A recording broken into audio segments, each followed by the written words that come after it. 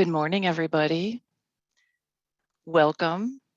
Thank you for making time for this second HELI session. It's great to see you, even though I can only kind of see you. You are in the second session of our virtual Health Equity Leadership Institute series. My name is Sarah Esman. I'm with the University of Wisconsin Collaborative Center for Health Equity, and I'll open and close our session today. I'll introduce our facilitator and also acknowledge some key partners. So based on registration emails, we see a lot of colleagues from the UW system, but also a lot of folks from other places. So again, welcome. We're glad you're here. In a few minutes, we're going to take a quick poll to kind of further appreciate who you are and see if we can make sure our programming meets a broad audience who we expect can use this information. Our planning team, led by my CCHI colleague, Caitlin Scott, has really designed with our production partners at the UW Professional Learning and Community Education, or PLACE program, a series that we hope will be uplifting, useful. We're trying to use plain language. We want this to be applicable. We recognize there's a lot of fatigue around. So again, thank you for choosing to spend a few minutes this Friday morning with us. And thank you especially to Caitlin and the PLACE team. So today we're going to spotlight some strategies that scholars use to navigate academic health systems and settings of practice that don't always sync with and actually can impede health equity scholarship. We have some esteemed HELI alum who are surviving, not only surviving, but thriving, to share their insights, their journeys, and how they maintain focus on service with intention and in relationship and partnership with community. Before we turn to the program, I want to make an acknowledgement sort of specific to Wisconsin, but applicable more broadly. While we're virtual this morning, our campus does reside on the original homelands of the Ho-Chunk Nation in Desjop, or Madison, Wisconsin. As we promote community academic partnerships and attempt to shape the minds of engaged scholars, we're mindful of the land we use, and we recognize deep histories by acknowledging that land, stolen or put into treaty form, has negatively impacted tribal nations in Wisconsin. Understanding and learning from these histories and listening to those sharing important stories of these lands we call home here in Wisconsin is critical to our collective health and well-being. So thank you for sharing a moment with me to acknowledge these lands that we reside on and love. Shifting to some financial support acknowledgements. Support for our programs come from the University School of Medicine and Public Health, the university's Institute for Clinical and Translational Research, and the Wisconsin Partnership Program. And Caitlin's going to put some links to those programs in the chat in case you want to learn more about who these folks are, but we thank them for their sponsorship. And last but not least, I want to thank our many instructors for today who took time to plan and prepare with us. We've set another high bar for trying to fit a lot into 90 minutes. So today I'm joined by 2010 HELI alum, Dr. Anthony Santella, who's a professor and interim chair in the Department of Health Administration and Policy at the University of New Haven in Connecticut. And I should note, he wears several leadership hats at New Haven that you can learn about more. And in an effort to help you meet Anthony, and he has given me permission to really call him Anthony. No need to call him Dr. Santella. So good morning, Anthony. Morning. So as we prepare to hear about from our colleagues about their respective do's and don'ts for advancing health equity research careers, and as someone yourself who started in public health practice and then moved to an academic role, would you share a little bit with our audience about how you landed at the University of New Haven this year? And I'm just going to ask that we bring up a slide that was recently posted by the LinkedIn CEO, who I think you shared with us, and that really resonates around some of the topics we're talking about today and the paths people take. So please help me out with sharing a little bit about your journey and how this slide picked up some of those themes as we were preparing for today. Sure. Well, first and foremost, thank you to you and all of your colleagues from the Health Equity Leadership Institute for inviting me to play a part in today's session. I jumped at it.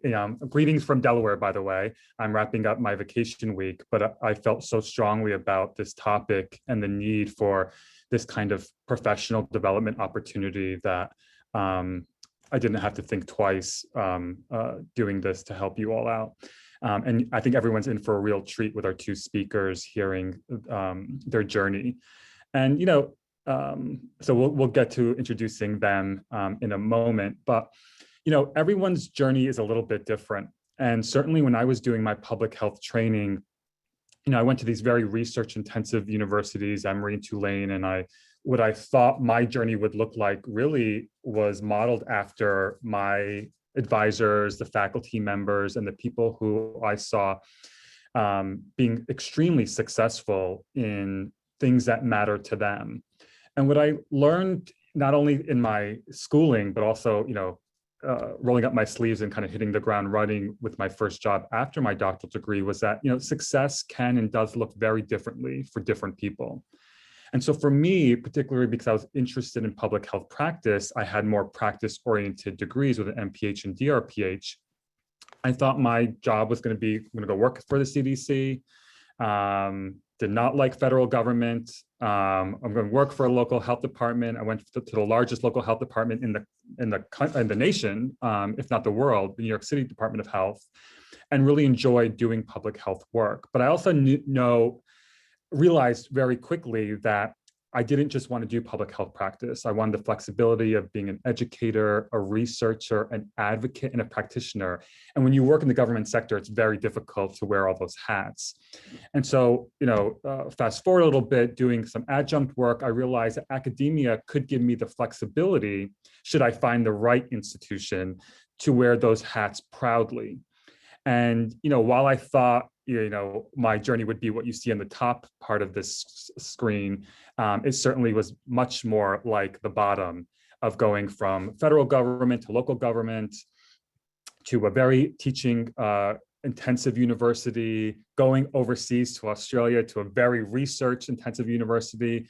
And now the last several years kind of being in a place really that captures a little bit of everything for me, respecting me as an educator, a scholar, a practitioner, and an advocate. And what success looks like for everyone is going to be different. And I think we have trouble embracing that because of what we see on social media, what we read through, through things, on the internet or through publications. And, while it's easy to reflect back on it now, it certainly wasn't easy going through those ups and downs across my journey. And, I'm certainly not here to say everyone should have option B. People do really well for themselves personally and professionally with option A.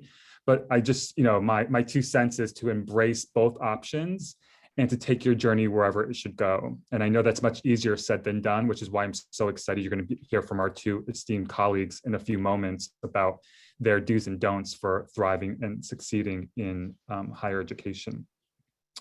So on that note, I'll pass it back over to you. Thank you so much, Anthony. And I think I'll just say, as somebody who's in more of the infrastructure side of things, not as a formal educator or an instructor, I'm often blessed to be intersecting with both mentors and mentees who are trying to navigate those points. And it's not easy sometimes in systems where there isn't a recognition of like the bottom tier of like, your heart, and some of what you're talking to me about sounds like you're not actually finding the role or the place in this particular trajectory. Let's unbundle that a little. It's tricky and sensitive work. So appreciate the sharing about the many pit stops and turns that you took over time. Yeah, 2 quick housekeeping notes that I'm going to offer to the audience real quick. And thank you. Somebody mentioned about audio. I hope that we're being heard okay, but please let us know in chat if there's any technical difficulties you're running into. We will quickly remedy those. Unlike session 1, if you're a return visitor, we don't have formal breaks today, but we are recording the session, so you can always tune back to see anything that you might have missed if you stepped away. We encourage people to stretch, to hydrate, to move about as you need to. there's a lot of us sitting in desks on headphones for too long period of time. Please do use the chat. We welcome any questions. We will make every effort to get those questions responded to. And I'm just looking to make sure I'm not getting a technological cue. Anthony is going to take us into a Q&A exchange towards the end of the programming around the 10 o'clock hour mark. If you'd like to join the conversation on social media, we're at hashtag HELI2021, HELI 2021. So thank you. Our speakers are all active on Twitter, so we may see you over there. Again, thank you and welcome everyone for being here this morning. And Anthony, now I'm handing it back to you. Yes, we're like doing the relay today. We are. Okay, so on that note, we are going to put up a few questions as polls to get a sense of who our audience is. I'm so happy to see so many people here on a Friday morning. I know several others are interested and will be watching the recording, so we'll also give them a quick shout out. But in a moment, you'll see the pop-up, if it's not already up there, that asks several questions just to get a flavor of who you are. And I can see people are responding right away. We're almost at 100%. So if you haven't had a chance, you should see a pop-up that says HELI poll in progress. And we'll give it another few seconds. Last call, we'll say 3, 2, 1. Okay, I think we can close it. So it looks like most people are feeling happy or a bit sleepy. I'll take some combination of both of those. It's Friday morning after all. We have a good mix of representation from community partners and advocates, students, postdocs, assistant professors. My scrolling is happening too fast here. Okay. And others. So we'll get a sense of who you are in a few moments. Which Zoomer best describes you? A lot of people are multitaskers, excuse me. I don't feel guilty about it. I do it proudly because there's just too many things going on, or are using a more blended approach, a combination of all of the above. Number 4, what is your level of understanding of today's topic? Most of you indicated some basic knowledge, so I'm hopeful that you'll gain something from our speakers in a few moments. And why did you decide to join today's event? Knowledge building and health equity definitely trumps everything else there. And while these, I would say, are probably in no particular order, I think most of my colleagues would probably agree with me that if we're going to choose one of these, that's probably the most important that we would have shared as well. So thank you. And that's extremely helpful in getting to know you a little bit more. So I think on that note, we will move on with the agenda, and I will introduce our first speaker. Our first speaker is Dr. Tisha Felder. She's an associate professor with tenure. So let's give her every emoji clap possible out there, because that's a new, well-earned and deserved promotion. So I'm so happy to see my fellow, I think 2010, we did the program the same year, alum earning that distinction in the College of Nursing and the Cancer Prevention and Control Program at the University of South Carolina Arnold School of Public Health. Dr. Felder earned a BA in sociology from Wake Forest University, a Master of Social Work from the University of Michigan, Ann Arbor, and a PhD in behavioral sciences from the University of Texas Health Science Center School of Public Health. So, Dr. Felder, I know one of your main interests are in racial, ethnic, and socioeconomic disparities in health, with an emphasis on disadvantaged populations diagnosed with cancer. Can you briefly tell us about your main research foci? Yeah, so most of my work in this space is really centered around treatment adherence. So I focus a lot on women who are diagnosed with breast cancer, more the early stage breast cancers, where they're being treated with hormone therapy. And we see really big gaps in medication taking behaviors if the woman is from a lower income background or is African American. So that's my main area there. And then over time, I've really developed a passion for looking at racial disparities in breastfeeding, as breastfeeding is a important health behavior for reducing the risk of really aggressive breast cancers, particularly again for African American women. So I would say between both of those areas, that's kind of where most of my work focuses. Okay, awesome. Thank you. Dr. Felder's commitment to equity-focused research has been recognized by several groups. We'll embarrass her for a moment and share some of those.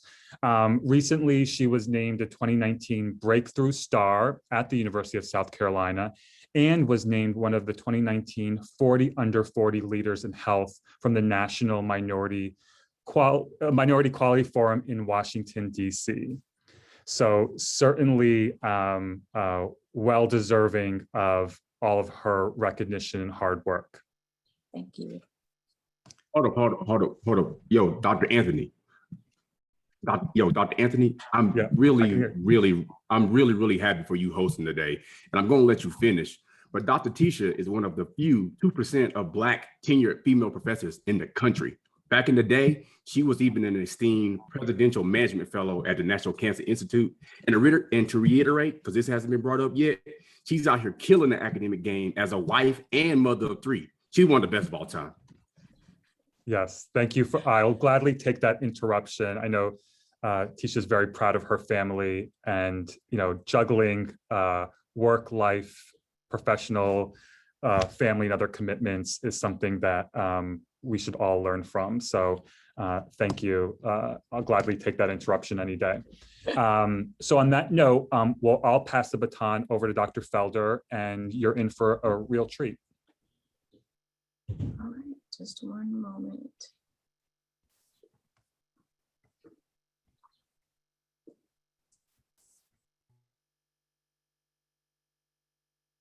Sorry for the delay. Somehow I had closed my PowerPoint out. Just one moment.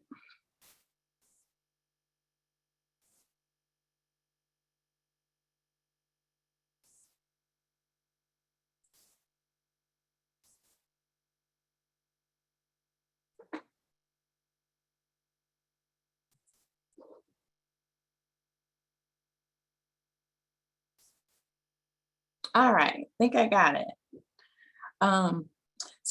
Good morning, everyone.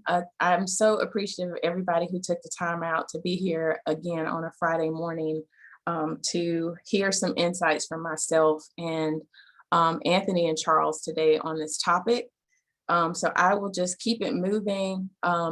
So I think, Anthony, you were talking a little bit about this at the beginning, but just talking about kind of these traditional paths that we have in different fields. And I think in science in particular, there's this kind of, I guess, this narrative that we've heard about how we should be and how we're going to get there to be the most productive scholar that we can be. So here, I just have a couple of things that I think that I've heard, and I don't know about others in the audience, but these are some things that I heard and was told kind of along that path. It's like, you go straight through school, you become a postdoc, and you have to go to another institution to really do a really good postdoc. Then you transition to your tenure track position.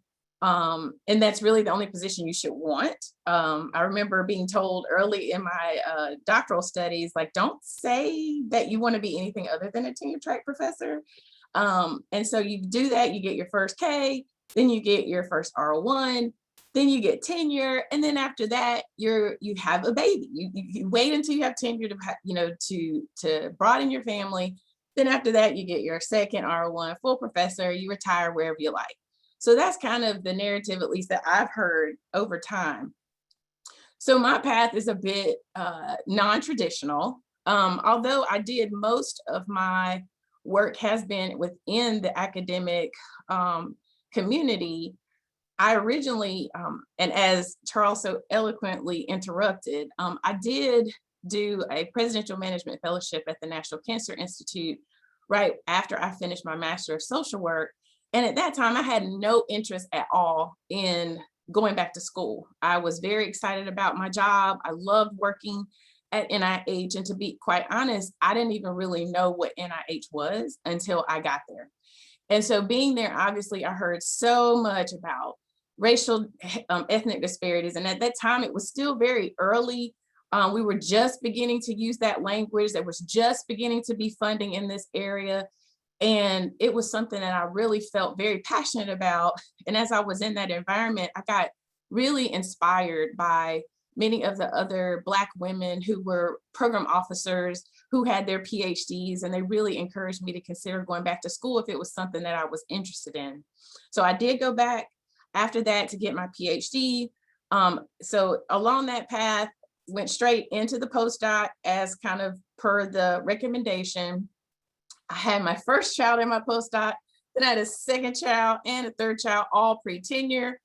And so I can elaborate more if people have questions about this journey, but I will say that my path has been very non-traditional, but it has also been very interdisciplinary and very interprofessional. So, and for me, I see that as an asset that I bring to my health equity work. So I'm gonna go right into some of the things that I would recommend that you do. And so I don't know, I'm somebody who loves self-assessments. I just love learning about this stuff because I'm always fascinated at how accurate they are. So I'm not necessarily saying you have to do these things, but what I'm saying at your core is that you really need to know yourself. I think to thrive, you really need to know yourself, because the more you know what you like and the more that you know what you don't like, I think you'll make better decisions about where you serve, how you serve, the type of research you do, and who you collaborate with. So for me, I am very extrovert. I love people. I love being around people. I tend to have a lot of energy. I'm a person who can burn the candle at both ends. So I have no problem with getting up early, staying up late, do whatever I have to do the work that I'm really passionate about. And so some of the things that I've noticed about myself, in particular during the pandemic, was even though I was, it was very difficult and still kind of on the tail end of balancing working from home with 3 kids and a working spouse, I recognized that there were certain things that started to really, I recognized that they were bringing me energy. And even though it was extra work in some ways that people could say, you know, in the middle of a pandemic, why would you choose to be a part of a large grant application? But I chose to because it was the right mix of people, and it actually brought me so much energy. And I think from that time, because we're all dealing with so much, it was very apparent to me that there were just things that I realized even this late in my career that I really like to do. And so I just kind of put that out there as something for you to really thrive, figure out what comes natural to you, what gives you energy. There's so much of what we do in academia that can drain us. So what gives you energy, and who do you like working with? So one piece of advice I typically give students when I've done different lectures and courses in our PhD program is I really encourage them to meet people before you need people. And so whether you are, I know we have a mix of people here. I think this applies to anybody, no matter where you're, where you serve, what your role is. You know, I find that if you just tell people, again, if you're a student, but I say your green status, so like, if you just don't know something, I think people really love to share their stories. They love to share advice. And I think people naturally just like to talk about themselves. So if there are things that you're kind of thinking you might be interested in, collaborators you might want to work with, just go ahead and meet them. Send an email, set up a Zoom call, whatever you need to do, but just meet them with no agenda. I find that once you do that, later on, if you need them, people are just so much more inclined to help you. I think they remember you. And so I just really encourage you to not just contact a faculty person just so that they can be your independent study advisor or just to work on something with you. Take the time to meet them before you have to ask something of them. And I'll stress here too, the 2 contacts rule. this was something that someone shared with me, is every time you meet with a new person, ask them for 2 more people that you could meet with and see if they'll be willing to introduce you to them. And that keeps continuing to build your network. And I would just say network vertically and horizontally. So network with your peers, but also with those who have higher levels of positions. And of course, use social media in particular, I think for academic communities, for Twitter is really the way to go. So kind of on the same vein, I think as you develop relationships with people, I really stress that you add value to others. I'm big on giving and not necessarily just taking. So I think sometimes you can do very small things to add value to people. For example, if some of you heard about this talk on Twitter and you sent it to someone else, you're adding value to those people. So I think don't look at anything as being too small, but as long, again, you're not always asking, you're not always taking, but you're also giving. I also feel that in order to really do this, you have to fully believe and embrace the fact that you're never in competition with anybody. And I firmly believe that. I understand that in this world of research, and we see that, you know, there are limits on the number of dollars and all that. I just am convinced that no 2 people have the same purpose, and that we're never in competition with each other, and that we just live in a society, in our society in particular, you know, it breeds, capitalism just breeds a competition. And I don't think competition is all bad, but I do think that it leads some people to, instead of give, they close up. So as you see this table, you could look at longer at a later time, because I'll be happy to share the slides. But I think that you're just more open if you have an abundance mindset.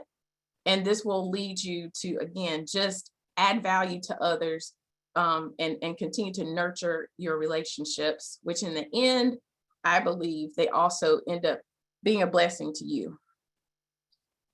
So making your professional decisions on what's important to you. So I had this meme here because I did my master's in Michigan. And after being in Michigan for 2 years, and I'm a Southern girl, I grew up in South Carolina. It was brutal. I could not take the winters. It was just, and I never, to this day, I'm okay if I never see snow again. And I know those of you who are in Wisconsin can probably relate to this as well. So I just want to say that there are very specific things you need to know about yourself when you make these decisions with your employment. I think sometimes we're always thinking about, you know, where's the R1 and where is the one with the most funding and where are the most renowned scientists, and not to downplay those things because I think they are important. But I also fully believe that, again, if you want to thrive, you need to be in an environment that you love, that you're comfortable with, beyond all of those things. And as we can see in academia, people move all the time. You know, you go to one institution and then you find out a year later that faculty member's leaving. And so we can't really get bound to people. I think we have to get bound more to what is it that matters to me, your personal preferences, priorities, how you want to work. I was told by another colleague when I moved back to South Carolina that I was hurting my career. And he really told me that, you know, I should consider, you know, going to a cancer center and going somewhere else because I was never going to really be as successful as I could be if I did. And I just fully rejected that and have enjoyed every bit of where I am now because I made decisions about what matters to me. And so here I have faith, family, and friends. Those relationships matter to me. And I wanted to work in an environment where I didn't feel like I had to sacrifice any of that in order to have a career. And take calculated risk. One of my mentors told me this early on as a postdoc, and he said, you know, in this business, you just have to take risks. And sometimes you don't know what's going to work and what's not. And I can certainly say in my experience, most of the risks that I have taken have panned out. I will say that, of course, there's some times where those things don't pan out, but I think you still gain or benefit from that. And so, you know, I would say, you know, I know a lot of us are told to kind of have just one primary research foci. And I really think you need to consider having maybe 2 or 3, and they could be sub areas. But I think that broadens your opportunity to take these calculated risks. I know one of the areas that I took a risk on was around mentoring and professional development as a postdoc. And I was able to do a national survey, had a great experience working with people from across the country. And even though, and that paper has been cited a number of times, but I feel like I've gotten more requests from people who want the survey, who want to build off of that work than a lot of the other things that I've even done in my career. So, so I'll just say, make sure that you, and when I say calculate it, it's not about doing something that doesn't make sense, but here's a couple of questions here that you can ask yourself. If it aligns with what you already do, if it works, will it advance you? Particularly those of you who are on the tenure track, you need to make sure you ask yourself, does this align with those objectives? Make sure that you can match it up and say, this is how this is going to meet this objective if I do this. So, so again, I think this is a fundamental part of what we do in research. We never know what the results are going to be until we get started. So I definitely think this is something that you need to do. So now to what we shouldn't do. And I will say most of these don'ts are things that I am recovering from, or unfortunately still kind of going through. So I would say, don't take on opportunities if you're not a good fit. I've totally been guilty of that. And those opportunities could be speaking, research, partnering with someone in particular. I remember when I first got to USC, there was a local non-for-profit that found out about me, and they were so excited. Here's a young girl with a PhD who is passionate about health disparities, and they really wanted me to come in and help and work with them. And I think I attended a couple of meetings before I had to just honestly tell them, I just didn't think I was the best fit. They were very interested in some areas of really program development that I just didn't have any expertise in, and I also just didn't have a passion for. So, so I had to just tell them no, and I'm really glad that I did that. And then the next step is to recommend somebody else if you know somebody who you think could be a better fit. And again, you're adding value to them. So I say, no matter if they're paying, no matter how shiny it looks, I just feel I've been there before where I had to create new content, stuff that I wasn't really, hadn't really developed an expertise in, and it just didn't feel comfortable the whole time that I was doing it. So again, this can waste your time. And I also think that the audiences don't really benefit when you're really not the best fit, and you don't benefit either. So don't overcommit. Again, this is something that I continue to have to work on. And I just have here, I don't know how many of you are a part of the National Center for Faculty Development and Diversity, but it's an amazing resource. If you have not heard of it, I highly encourage you to subscribe. But these Monday motivators are wonderful. And this one was about just say no.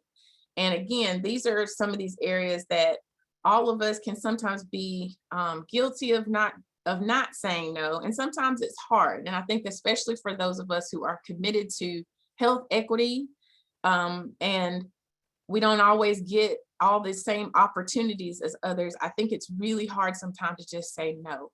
And so I would just say that some things you could do, obviously, and in this newsletter, they kind of pointed out some things that you can just learn to say, I'll get back with you.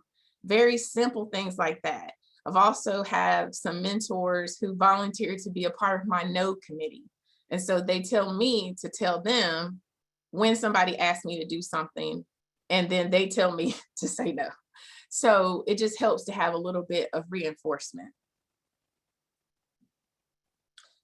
Don't overlook the importance of the community. And I would say this is not an area where I feel like I have struggled. I will say my foundation in social work was very solid in this, and really always embracing the value and the answers in the community kind of perspective. And so for those of you who are, I guess, beginning this kind of work, beginning working in the community, I just am an avid believer that the answers are in the community, and they always have been. You can gain so much insight from recruitment to retention, but also I think ultimately we want our work to make an impact. And so if involving the community, whether that's through developing a community advisory board, whether it's through having feedback sessions or town halls in the area that you're planning to do work in, I just think it's gonna be a mutual benefit. I think the more engaged and excited that the community is about your work, the better off everything is going to be. And so I had stated earlier that I've gotten into this area of work around promoting breastfeeding among African-American women as a mode of breast cancer prevention. And I can tell you that so much of what we do is in collaboration with the community, in collaboration with moms. And we have had such a great response. We've built partnerships. And I'll say too, we've built partnerships with no resources. We haven't had any financial resources to date, outside of doing a little bit of research where we did some like a website testing with some participants.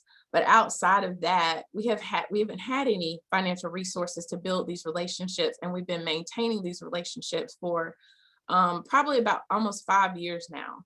So, so I just can't overstate this, making sure that your work is truly community engaged and that you are getting the buy-in. And I think also that you're getting the cosign from the community that what we're doing actually matters to them.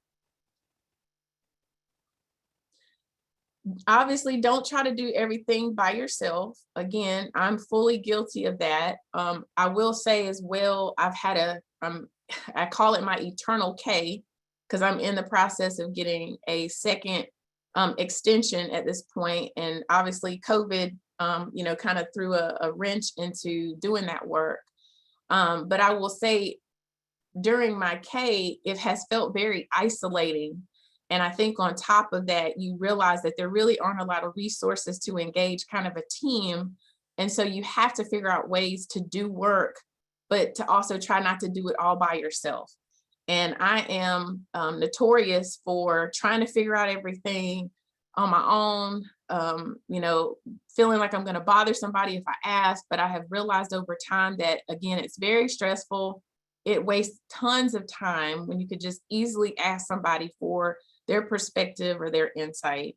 I think you also miss opportunities. I think most of the best ideas have come from groups of people with different perspectives. And so I really think that it's a missed opportunity when you are sitting over in the corner trying to do it on your own.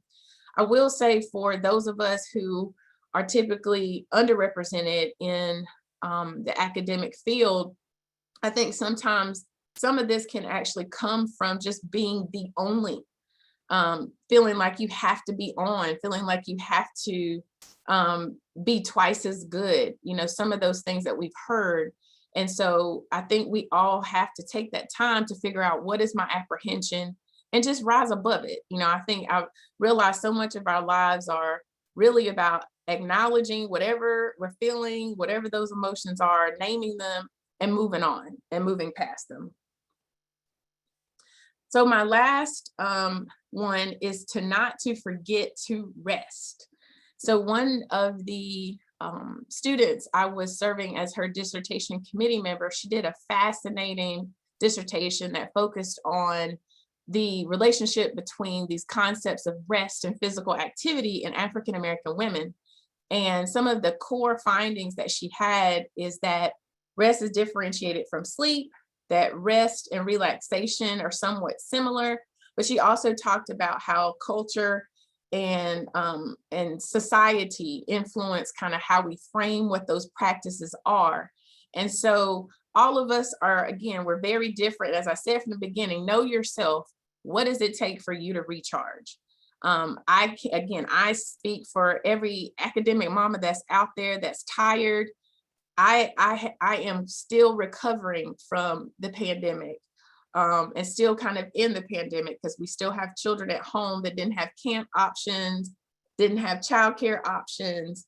So I just say and want to stress that we have to rest, that our academic work, I don't really understand like where it comes from, but there's such a culture of overwork, constant work, if you're not working, you're not being productive. I don't know where all of that comes from.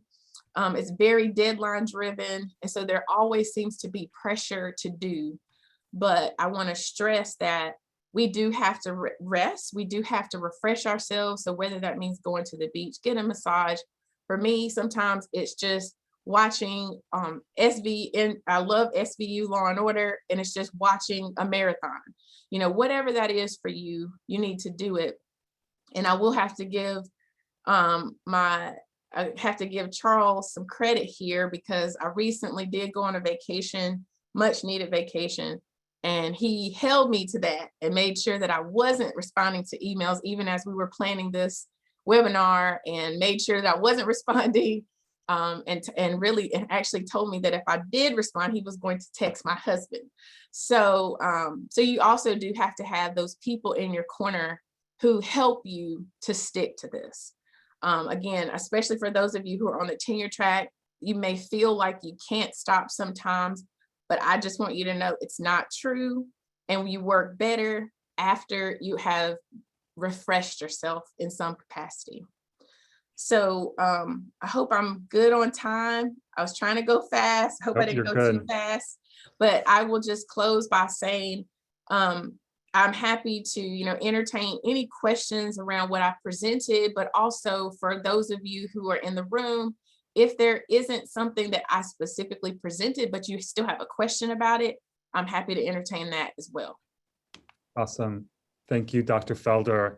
I think ending on "don't forget to rest" is such an important way to kind of wrap this up.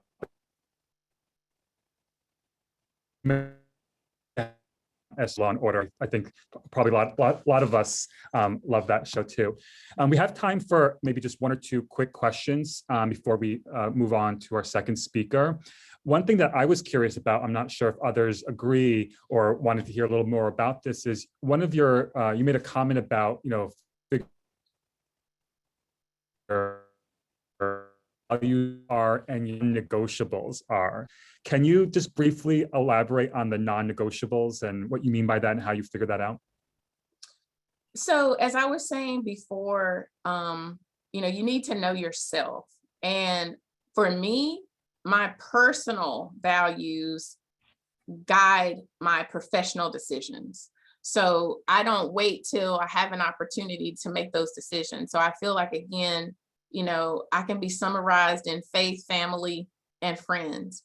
And so anything that's going to take me out of my ability to engage in those three areas is something that is not for me. And so that's why I stress for people, don't make a decision about a position because it has all the bells and whistles. Make the decision up front about how you want to work, what you want your work to be like, what you want your days to be like. And of course, I know, and there's no job that's perfect. There are things about academia that I don't like to do. I hate meetings.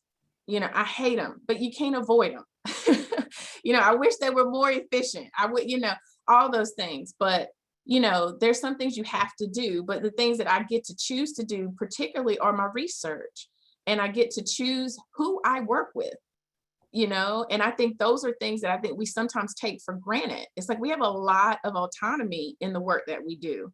I have had people ask me about my interest in different positions and moving elsewhere, and I have no interest in doing that, at least up until this point, because I was committed to what I wanted my life to be like. And so I will also add there, where I am right now is an R1 institution. But we're not, there's, R1s vary, so like we're R1, but like at my institution, you don't necessarily have to have an R1 to get tenure. And so for me, I kind of had to think about, like, what kind of life do I want? Do I want that hustle and bustle and, and I just didn't, and I don't want that. And I don't want to sacrifice my life. And I think the pandemic, if nothing else, has taught us and shown us like what really matters. And I want to be able to do what matters to me. And when I turn my computer off, when I leave the office, it's off for the night and for the weekend. I don't do any of the, except for a grant here or there, but I don't do that. I don't do that.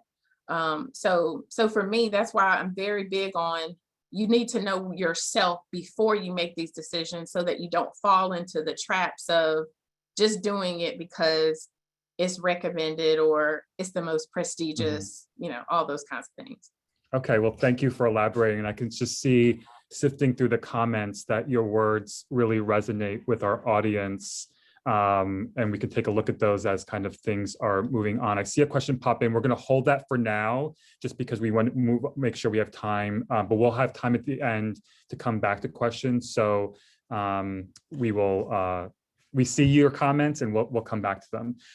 So we're going to move things along. I have the pleasure of introducing Dr. Charles Rogers, who is an assistant professor in the Division of Public Health at the University of Utah School of Medicine, founding director of the Men's Health Inequities Research Lab, an associate member of the Huntsman Cancer Institute, associate member at the University of Michigan Mixed Methods Program, founder and president of the Colorectal Cancer Equity Foundation, and last but not least, founder and CEO of the Rogers Solutions Group, a man of many titles and accolades as well.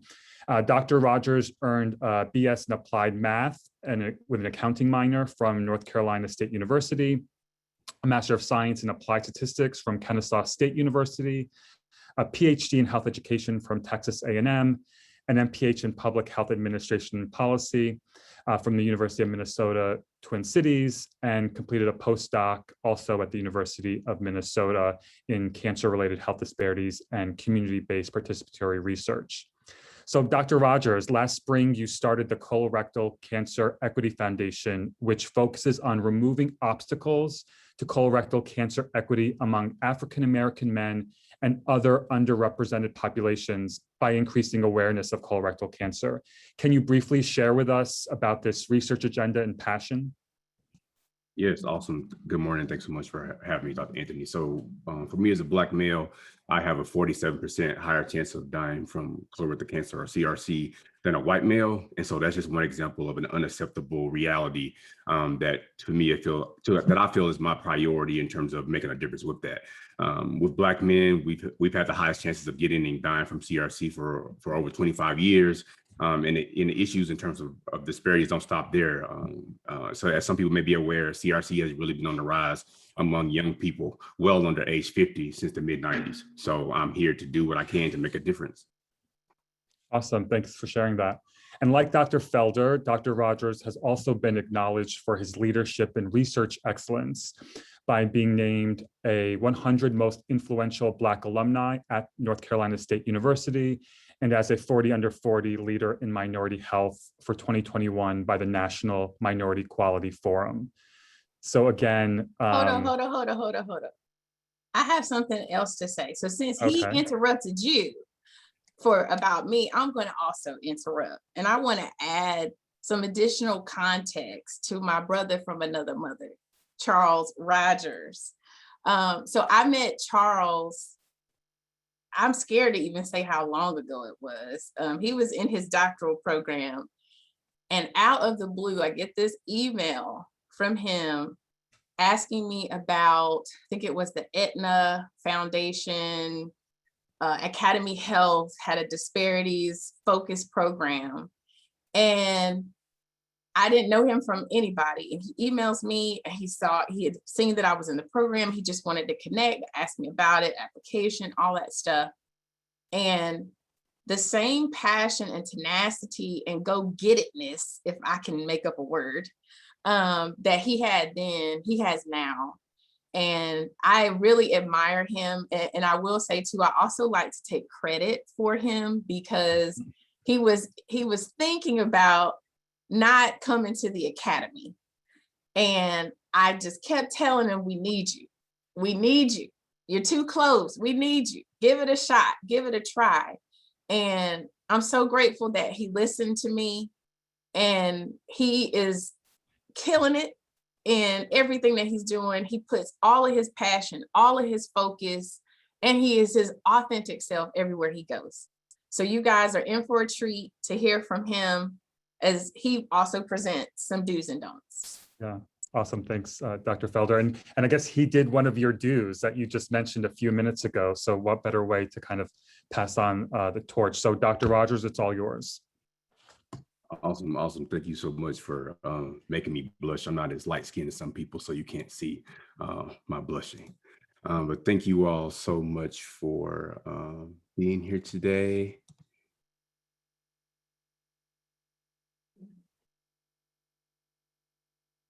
Awesome. So as this session is entitled today, Thriving as an Early Stage Investigator, the Untold Do's and Don'ts, I'm going to hit you with 5 do's and 5 don'ts because my time's limited. Feel free to tweet anything I'm talking about in terms of CR Rogers PhD. So do number 1, write daily. To me, writing is the key to your academic success. Some ways that you can make sure that you make a habit of this is block out time on your calendar and treat it just like you have meetings. If you had a meeting with someone, if someone come knock on your door, you would either not answer or you would tell them, please come back later, I'm in a meeting. You have to treat your writing the same way. And even if these meetings are just 30 minutes every day, that's something that's key to help you make this a true habit. Me being a little biased in terms of my dissertation chair, Dr. Pat Goodson, who really taught me how to write because you're never really trained how to do so. 2 books I recommend is one of her earlier books, Becoming an Academic Writer, 50 Exercises for Page Productive and Powerful Writing, as well as her recent book, 90 Days, 90 Ways, which gives you numerous other tips in terms of being an effective writer. Do number 2, keep multiple pots and pans on the stove. So what I mean by this, you have to be very intentional in terms of the work that you're doing and hoping to do. With me being a community engaged researcher, making relationships is important, but unfortunately, taking the time to build community relationships, it won't give me tenure. So I have to be very intentional about knowing where my papers are in terms of those being in press, those being under review, as well as those being in preparation. So again, do number 2, make sure you're being intentional about keeping multiple pots and pans on the stove. Do number 3, only submit conference abstracts if the paper is almost done. So conferences are great for networking, learning about new service, and getting the word out about your work, but no one is going to know about the research you conducted except the people who were in attendance. So in my opinion, research is not research unless it's published. By assuring rather that your paper is almost done and preferably submitted, by the time you submit your conference abstract, you can conclude your conference talk by letting the audience know how to access your recently published paper, or that they are welcome to contact you post-conference as it's in press. Do number 4, plan, plan, plan. As we can see, with my friend here who attempted to break out of jail, poor planning produces poor outcomes or poor performance. For career development awards, which Dr. Tisha and I both have, you do literally almost everything as a principal investigator. Thus, you have to be very intentional about making sure your meetings with others are a great use of your time. You have to ensure you're on track for registering and taking coursework and so much more. Pandemic, familiar issues, etc. Do and will happen. So it's key to assess and adjust often to assure your plans turn from dreams to reality. In my opinion, again, research is not research if it's not published. And so in order to even get research done, you have to be intentional about planning, making plans in terms of where you are in terms of your projects. And my do number 5, which is sort of what Dr. Tisha mentioned as well, aim to be holistically healthy. I can't stress this enough. It's very key to take care of yourself. Many of us are aware that stress will kill you quicker than a disease any day, but we don't take this fact seriously. In brief, it's important to get sleep, work out, eat well, draw closer to your higher power, etc., in order to be the most optimal you for your job and to also be there for those close to you. So at this moment, I want everybody to stand up. Like right now, yes, stand up. I'm going to take this brief brand break. Since the average attention span for humans is roughly 8 seconds, most of you have already checked out of my presentation. Most of us have an attention span less than that of a goldfish. I hope you're standing up, which is about 9 seconds. So I'm not offended. But I will take this brief moment to change up the tempo by sharing some food for thought related to the work I do. According to the American Cancer Society, more than 55% of colorectal cancer in the US is attributable to modifiable risk factors such as obesity, physical inactivity, long-term smoking, high consumption of red or processed meat, low calcium intake, moderate to heavy alcohol consumption, as well as very low intake of fruits and vegetables and whole grain fiber. On top of that, sitting is what we say is the new smoking that also increase your risk for colon cancer, as well as a numerous other things here. So thank you so much for standing up. You may sit down and enjoy the show. All right, now to these don'ts. My don't number one, don't email your life away. If you're busy emailing all the time, how are you getting your work done? Can you send and or respond to emails with simple words in your subject line? It's important to save time when possible by encouraging people to call you, or pre-COVID days, stop by your office if something is urgent. In the signature of my email, I have the following note: electronic mail is not secure, not read every day, and should not be used for urgent or sensitive matters. To me, this is my disclaimer for others to not depend on me responding to their message in the next 5 minutes. Over the past year plus of COVID-19 and racial injustice, most people either respond to your email in 5 minutes or 5 days. So give yourself some grace, just like you're willing to give them some grace. Don't number two, don't spend more time on social media than you do writing. My. If some people spend as much time aiming to achieve their goals as they do on social media, they would probably have 2 to 3 books written, 2 to 6 extra research papers under review, and so on. Using social media is cool, but you should be intentional about using it to build your brand, get your work out, and connect with the world. Moreover, the news you view on social media can debilitate you. For instance, the public lynching of Black folks by police is more traumatic than you know. So consider taking breaks away from social media when you see certain things trending or already know that something major in the news is about to happen that will literally mess with your mental. Don't number three, don't be a parachute researcher or a money-thirsty community partner. So historically, parachute researchers has referred to scientists from wealthy nations who swoop in when a puzzling disease breaks out in developing country. They collect specimens, then they head straight back home to analyze them. They don't coordinate with people fighting the epidemic on the ground. They also don't even share their discoveries for months, if ever. So in comparison, I like to tie the concept to an organized group infiltrating a territory at night to take out individuals in order to get what they need. When I was in my doctoral training at A&M, I heard Dr. Lola Jones talk about health disparities pimps. The term alone was fascinating. That was the first time I heard it being used, but briefly, health disparities or health equity tends to be a field that has a lot of money because the problems have been there for a long time and they unfortunately persist for a while as well. And so there's a lot of researchers out there, if that's you and you feel a certain way inside, I'm talking to you, who are in this game because they want to get money. And that's just not cool. And so it's very obvious in terms of how they can do community research. But on the flip side of this is also can be an issue for community partners. When I say, with money thirsty community partners, it's very important for these individuals to not be greedy for money and only be interested in health equity research as you hope it will bring you lots of money. It will come out very soon. And it'll be something that everybody talks about. Yeah, I can go on this for days, but again, don't be a parachute researcher or a money thirsty community partner. Don't be all about the money.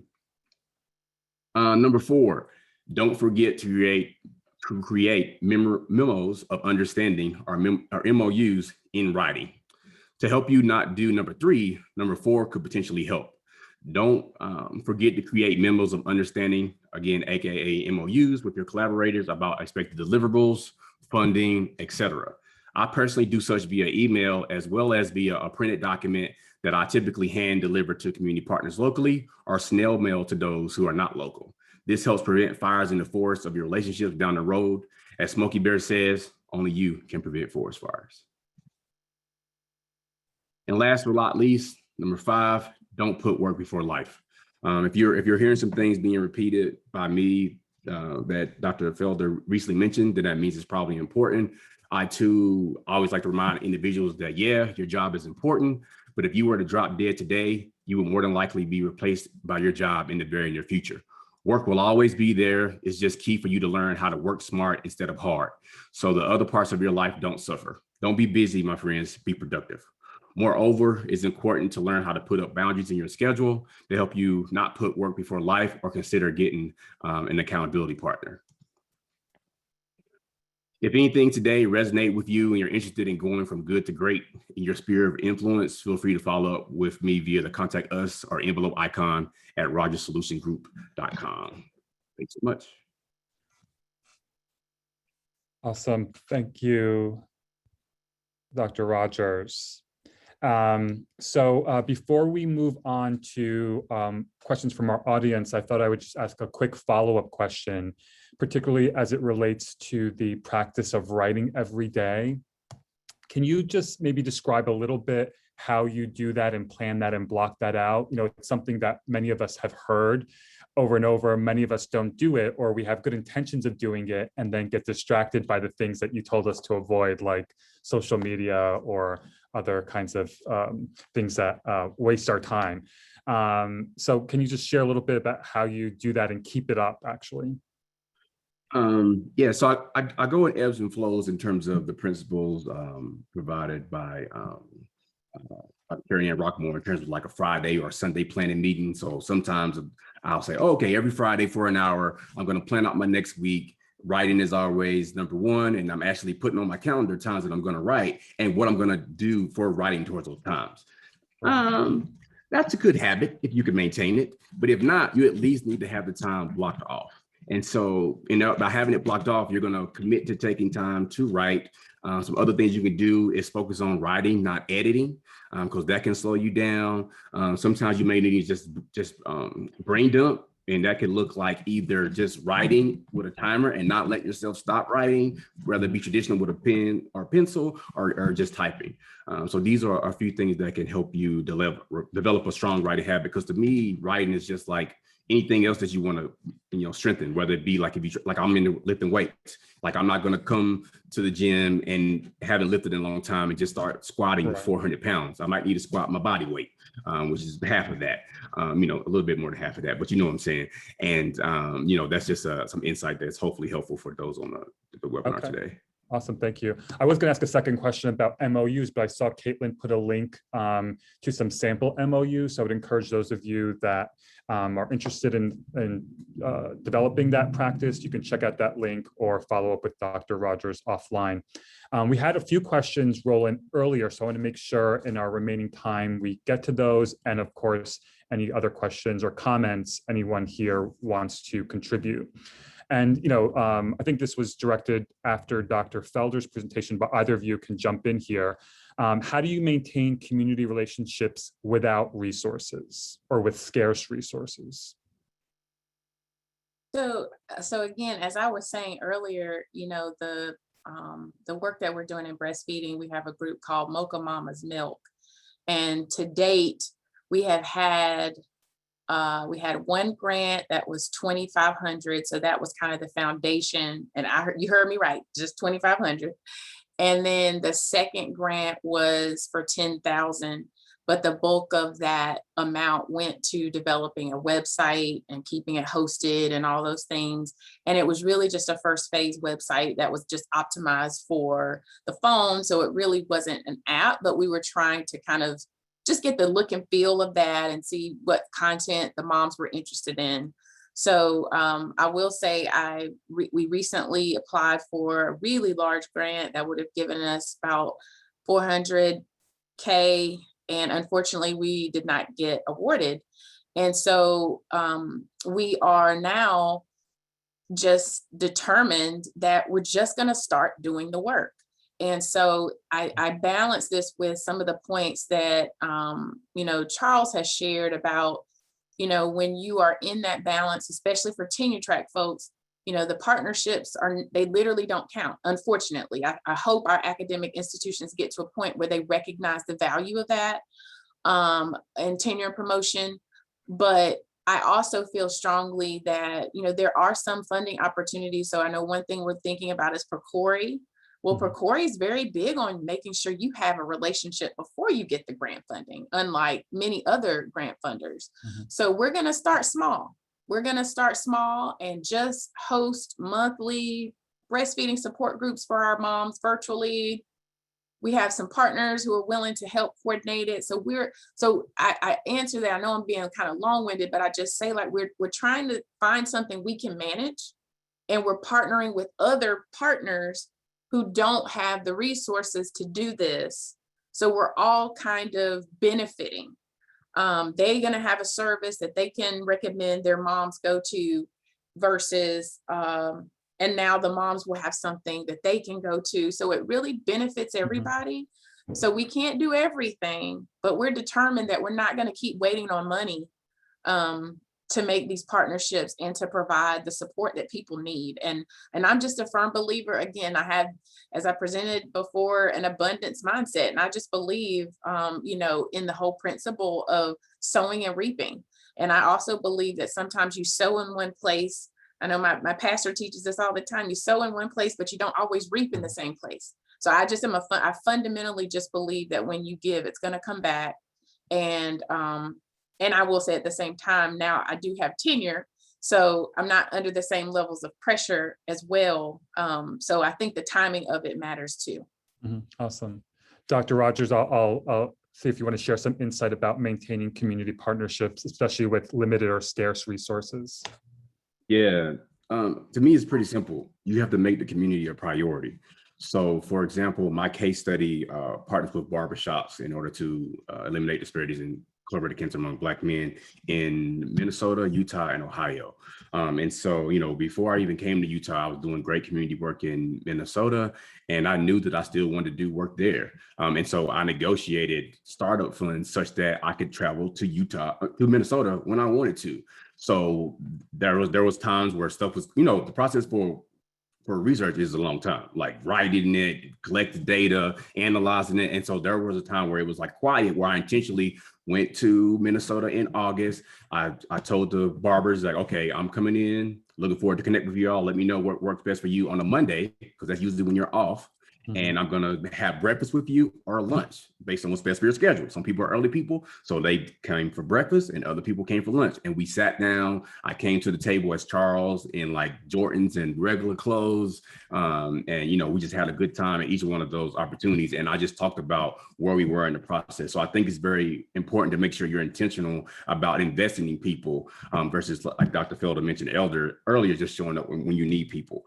Another example is, you know, and principle is making sure that you compensate them when possible, and as well as advocate for such. So for instance, I did some focus groups in, you know, churches and barbershops, and I did some in a barbershop in Ohio, and I used some of the barber's owner's time to do my focus group. And so my university was like, what you mean you're going to pay him for renting out his space? He's helping you. And I was like, no, that's not how it works. And so I had to stand up, because they hadn't seen that before. Like people, you know, they seen like you renting space for like an event at a center, but they had never seen nobody do that. And so like he was very appreciative, et cetera. So hopefully that just gives some insight in terms of importance of just being intentional with your time and your resource. And even when I'm on projects and people are talking about working community, I'll say like, how's community getting paid? And if they don't have it in there, I'll say, you can cut my salary down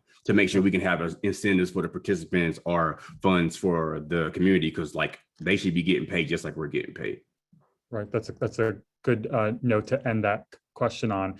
I want to ask a second question that was asked by one of the attendees. And again, it was addressed to Dr. Felder, but I think both of you can certainly comment on it. How do you recommend sharing that you are behind on your own academic project to a postdoc mentor as you complete their work and get a place of forgiveness for not momentarily meeting that constant call for academic productivity, particularly as a first-year postdoc? Okay, so can you restate the first part? They're behind on what? Yep, and I'm actually going to copy it in the chat so everyone can see Roman Johnson's question, because I think there's a lot there, but I think it's certainly worth addressing how we share our own experiences and struggles with those that we mentor. Okay. I mean, I think my best advice would just be to have a conversation. You know, I know I had stated earlier, you know, to not do things on your own. And I think part of the role that you are in as a postdoc is to learn.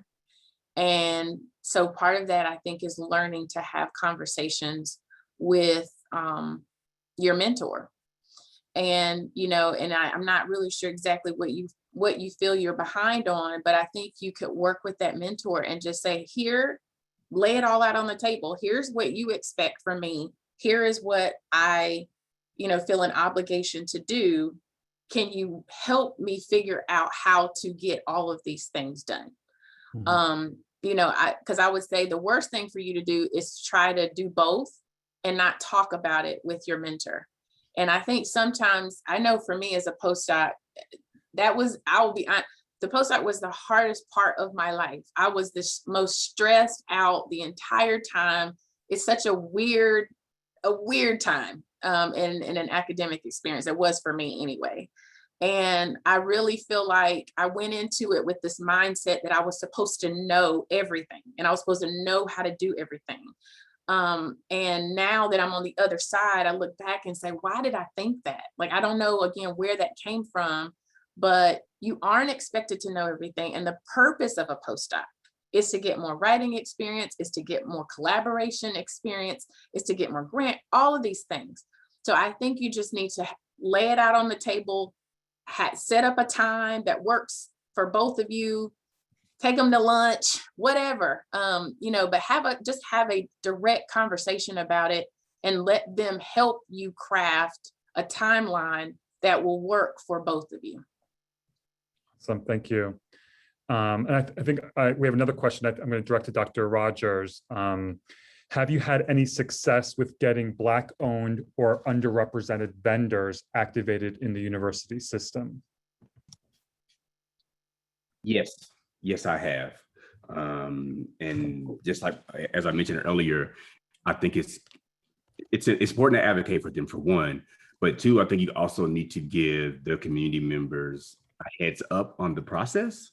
And I know this is a potential conversation for the next HELI session in terms of how academia doesn't really have the best interests of others outside of us. I mean, even with us, with some departments, like I might get a reimbursement in like a week, and that's if it's like it because things are slow, but it usually may take a month. But for like, you know, community partners or even like sub awards, oh my goodness, it is forever.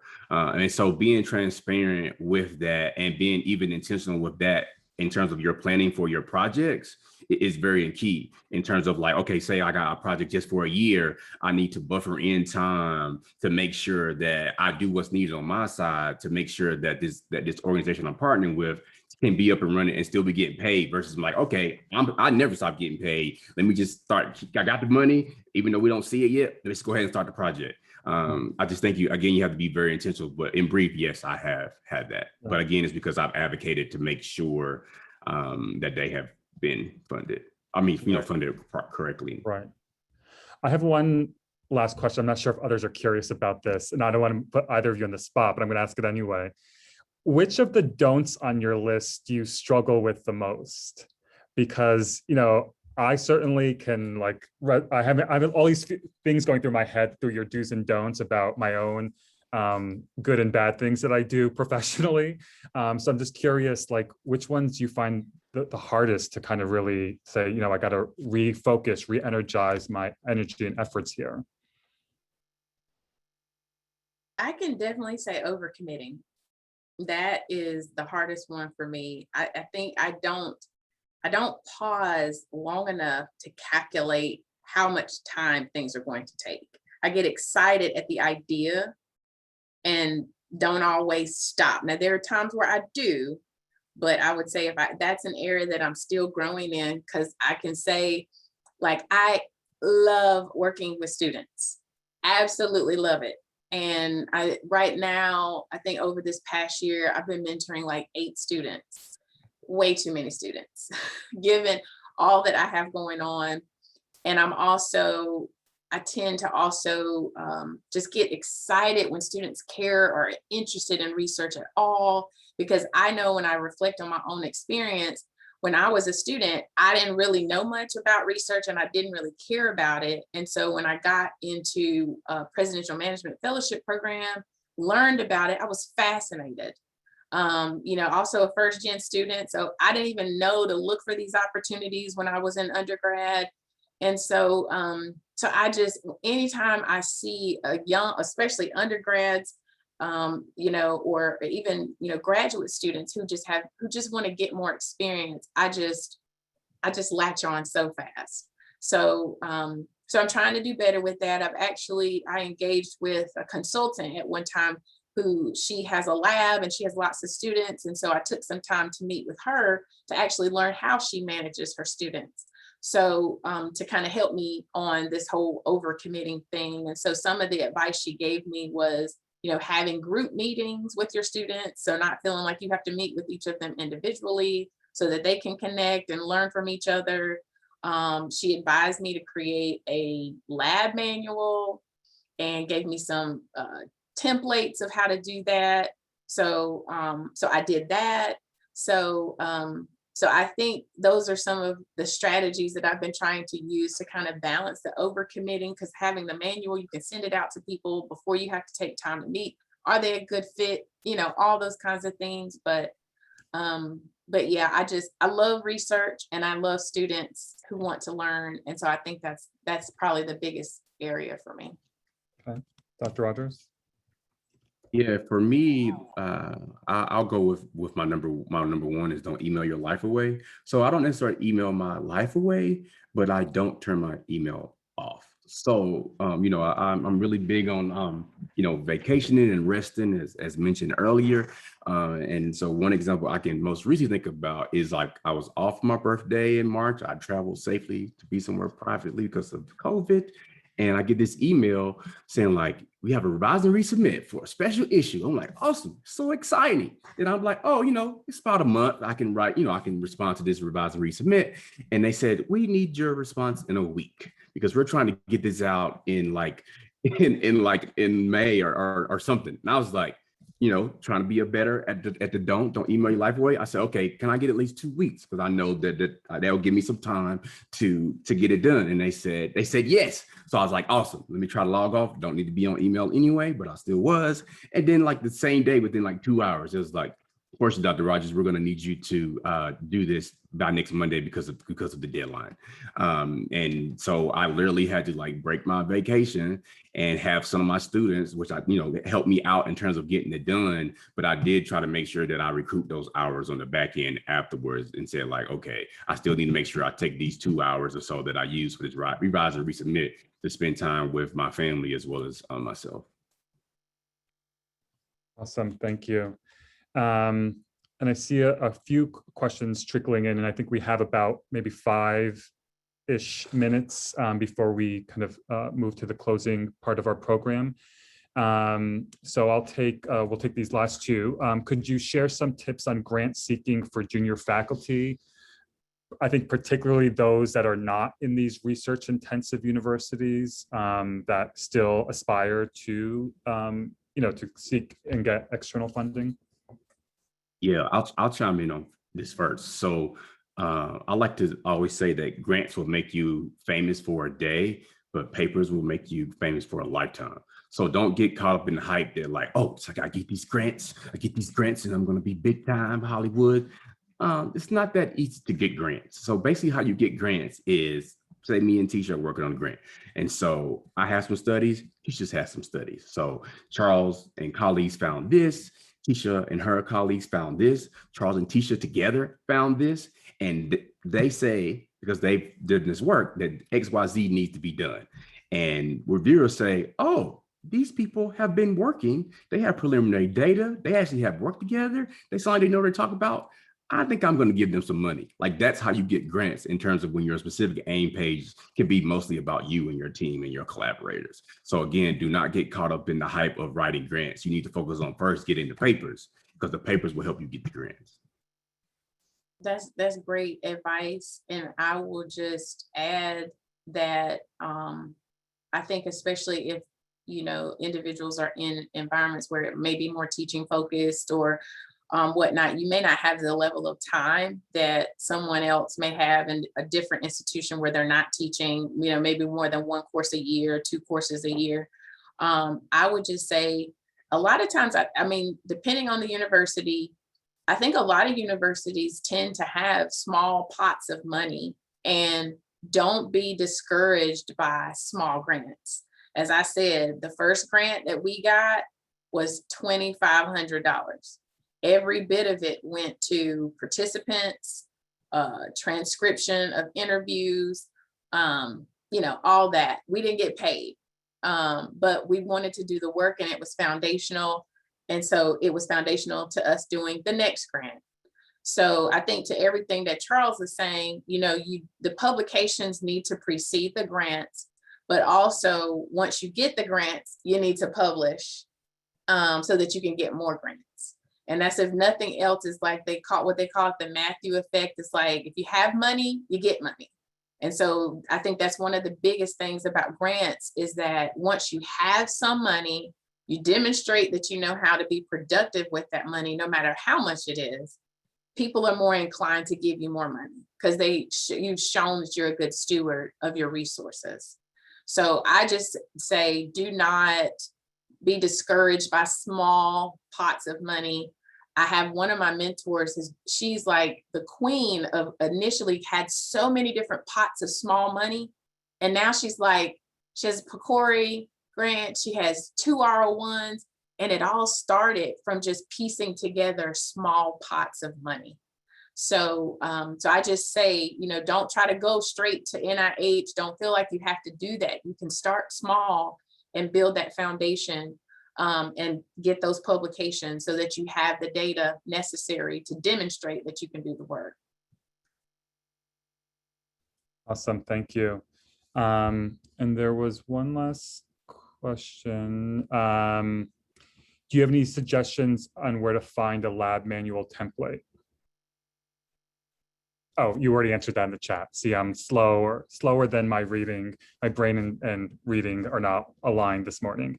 Okay, so perfect. So I think maybe we'll stop there with the questions, because I know we're a bit pressed for time. I know I probably speak on, not probably, I am speaking on behalf of everyone here. Let's thank both Doctors Felder and Rogers for an excellent job. I think this is exactly what everyone came to hear, the truth behind what we really don't learn in the classroom as we enter academia, either as a researcher, community partner, funder, you name it. This is the message everyone really should be hearing. So thank you so much. And on that note, I'm going to pass the baton back to our colleagues in Wisconsin. Thank you so much, Anthony. Thank you, Charles and Tisha. What a fabulous exchange. Thank you, audience, for your questions. We are the UW Collaborative Center for Health Equity, and we support health equity scholarship and the individuals doing the work. So while we operate from Wisconsin, we are connected nationally to lots of academic learning centers and health centers, and would be happy to hear from you and see if we can bridge and connect you to folks in your institutions or your programs who maybe don't know about you yet. If you'd like to learn more about SEACHI or HELI and our activities, please let us know through the evaluation of this session that will come to you as a registered participant through your email inbox, and ignore Dr. Charles on ignoring that email. I want you to respond to that email. Let us know how we did here this morning, as well as ideas you have for future topics. We have a session coming up mid-September, and intend to focus a panel around ways in which higher education, including academic health centers, can best ensure community academic partnerships for health equity, that they thrive. There's been some exchange today in the chat about the operational ways I think our institutions are set up that hinders this work, that complicates and sometimes puts this work at risk in ways that really shouldn't happen. It took me a long time to understand those interworkings and how an equity message needs to be there too, and helping people to contribute to this work, even if they don't necessarily know how to do that. Transactions, I can't tell you the fiscal teams and what impact they have on our research activities and our partnerships, how critical that is. So we hope that you'll join us again and encourage others to come. Again, watch for registration for that next session. It'll be out next month. We're going to take a little time to organize and regroup a bit, but thank you again so much to our presenters, to our background production partners, and to you, the audience, for the time this morning. You voted with your feet, and we're going to give you back a few minutes to maybe transition into your next important part of your day. So with that, I will say good morning and have a great Friday and weekend. Thank you, everybody.